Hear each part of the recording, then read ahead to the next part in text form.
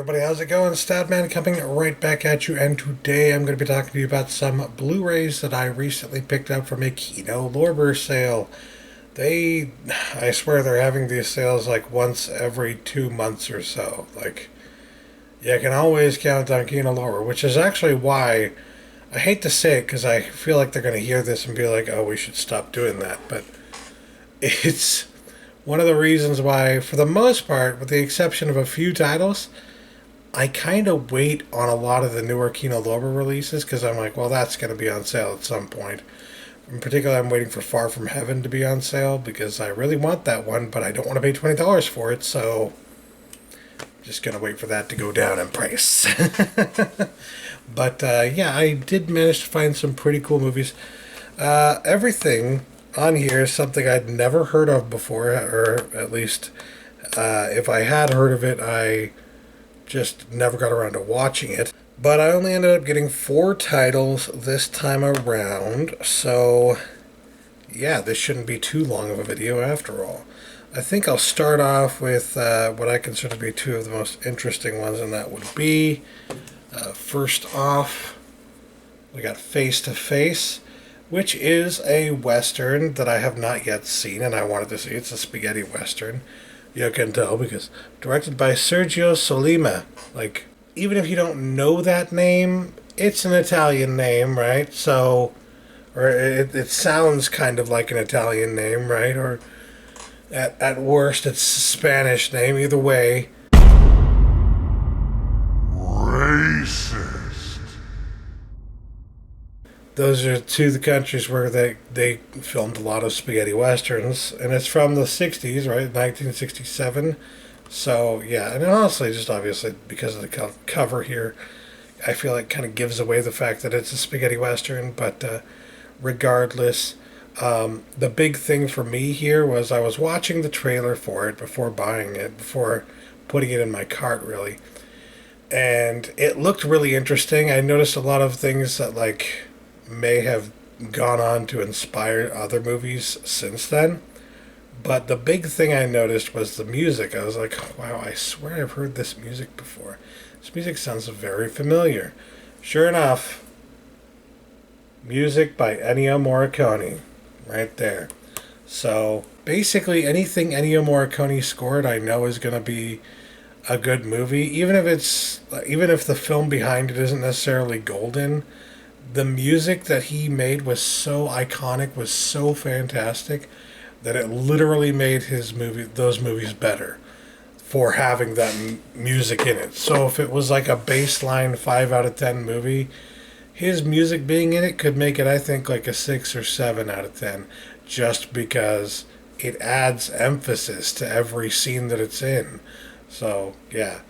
Definitely wanted to pick this up and check it out because of the music, quite frankly. And also, I have heard at least that this is a very good movie. So, hopefully it is. Hopefully that is correct.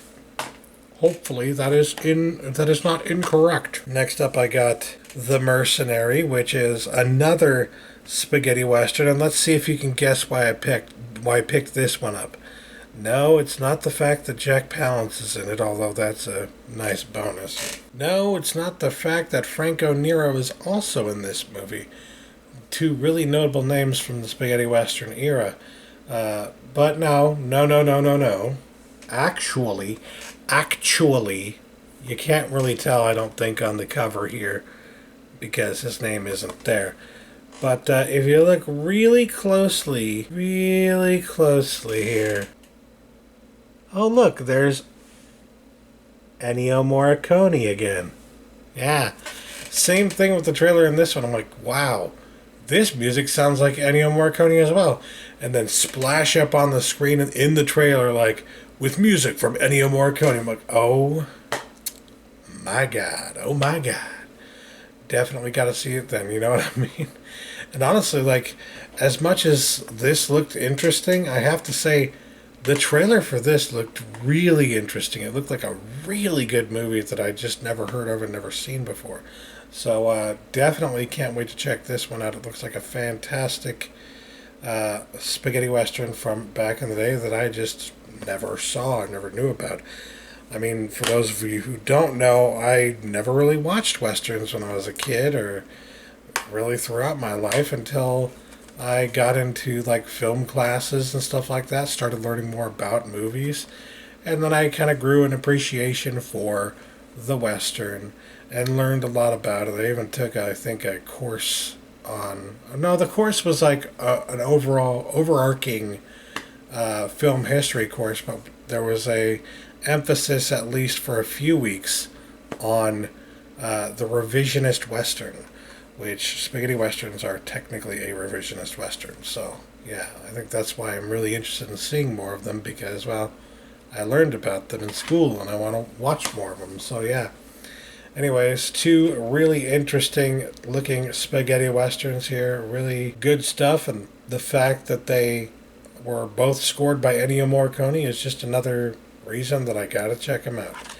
And I'm pretty sure this is the one, the music in it. I was like, I know I've heard this somewhere before, and I'm pretty sure it's actually on the tribute to Ennio Morricone album that I found for $1 at one of those half-price book sales eons ago. Well, maybe 3 or 4 years ago. Next up, I decided to get 10 Seconds to Hell, which, before looking it up and watching the trailer, I didn't really know anything about it except for the fact that it starred Jack Palance. And I looked at the director. Usually I look at to see who the director is because, you know, I want to see some of the work of the more notable directors. And in this case, this one was directed by Robert Aldrich, who, I mean, that may not ring a bell to some people, but to me it rings a bell because he directed Kiss Me Deadly, which was a really good film noir from actually 1955, which is like well beyond the era of the film noir. But I watched that one in class at one point. I can't remember what film class it was. It might have been actually the film noir class that I took, now that I think about it. But regardless, it was a really good movie, and in fact, I ended up getting it on Criterion Collection because it's available on Criterion Collection, and I really wanted to have it because it was one of those memorable films for me from my college classes that I took on film. So his name really stood out to me when I saw this one on their site on sale, and I looked at the trailer, and the trailer looked pretty interesting as well. And I just had a feeling that this one would probably be something that I would enjoy, so I decided to pick this one up. It's hard to know for sure, but when it comes to Kino Lorber, I like to take a chance. I like to see what I get, especially during these sales, because the thing is, if I watch it and then I don't like it, I still got it on sale for a pretty damn good price, and not only could I get my money back if I wanted to sell it, I could probably make a little bit of money on this on the deal because they end up giving it to you for such a low price that sometimes it's like $8, $9, $10 or something like that, and then you go on Amazon or eBay or something like that, and they're selling for 11, 12, 13, 14 bucks more sometimes in used conditions. So, you know, it's one of those things where no matter what you do, it's worth picking up if it looks like a good movie that you might enjoy. So that's why I like to take advantage of the Kino Lorber sales, and they do good stuff too. They do really good stuff, I should say. And then finally, last but not least, I decided to pick up not The Fugitive, Unforgettable, which I know some of you are going to be like, "What did you mean by not The Fugitive?" Well, like with all the other movies, I looked this one up. I looked the trailer for this one up, and yeah, I mean, just watch the trailer for this one, and you probably get what I mean. There were a lot of movies in the 90s after The Fugitive came out with Harrison Ford, which was based on a TV show, I think. But regardless, there were a lot of movies in the 90s that after the success of The Fugitive tried to be The Fugitive. And if you were alive during that time and you watched movies during that time, you probably had a movie subscription service through cable or something like that at the time, you probably saw a lot of these movies. A fuck ton of these movies. Just like so many that had like this almost the same exact plot. Or maybe a little bit of variance, a little bit different, but technically kind of the same concept.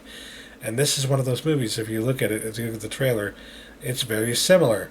You got a guy who is quote unquote framed for the murder of his wife, and he's trying to exonerate himself, and it's somehow also an action film. So, I mean, that's pretty much The Fugitive. If you boil it down to brass tacks, that's pretty much The Fugitive.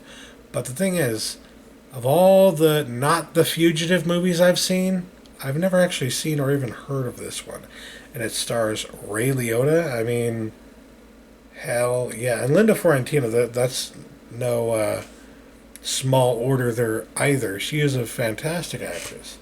So, yeah, definitely interested in checking this one out. And it was actually the cheapest one I got. It was only $6.99. That's one of the big reasons that I got it. I was like, you know what? $6.99 for a fugitive wannabe movie that actually looks kind of good and stars some pretty notable and good actors and actresses. That's a fair deal, especially coming from Kino Lorber. That's a pretty damn good deal. So, yeah, I went ahead and picked it up. It has a couple of special features to go along with it. You got the making of featurette, unedited B-rolls, star and crew sound bites, and original theatrical trailer. So, I mean, it's not too bad for $7. Not bad at all, I would say. So, in total, and yes, some of these also have special features. So actually, this one is the only one that really has any audio commentary by filmmaker Alex Cox and original theatrical trailer. But I didn't really mention them because, like, yeah, there's 2 on here, and then there really aren't any on the others. So, yeah. The others, it's like you're getting it for the movie. You're getting it for the fact that it's music from Ennio Morricone.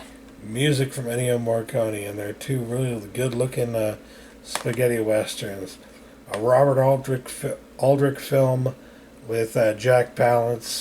Can't go wrong. And a wannabe fugitive movie starring Ray Liotta and Linda Fiorentino.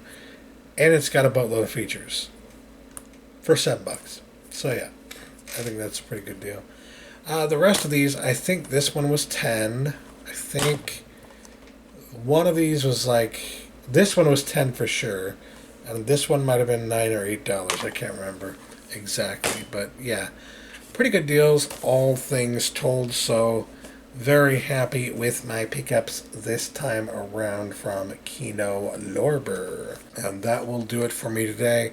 Thanks for watching, you guys. Catch you later. Peace.